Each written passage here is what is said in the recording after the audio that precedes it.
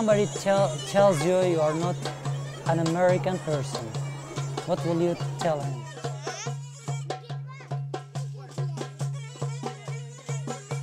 I'm proud, I belong to Yazidi groups, I am Yazidi.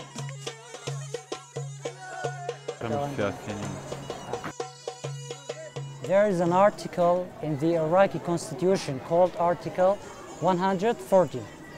This article really shows the position of the Yazidis. Article 140 says that Shingar, Shekhan, Mandali, Khanaqin, Kirkuk, and many other places are related to the Kurdish regional government. It's a great thing that these areas of the Yazidis to be a part of the Kurdish area, because Yazidis are the origin of the Kurds. Their clothes are Kurdish, their language is Kurdish, their traditions are Kurdish, and their daily life is Kurdish. There are many people who don't agree with this article, especially in the Iraqi parliament. Many of the members of the parliament refuse to admit that Yazidis are Kurds.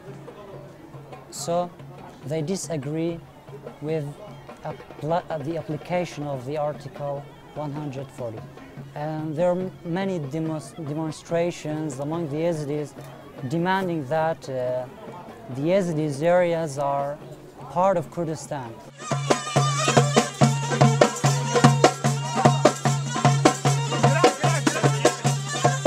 At the same time, after the collapse of Saddam Hussein and coming the coalition forces to Iraq, Yazidis strongly participated in the elections, in the political situation in Iraq.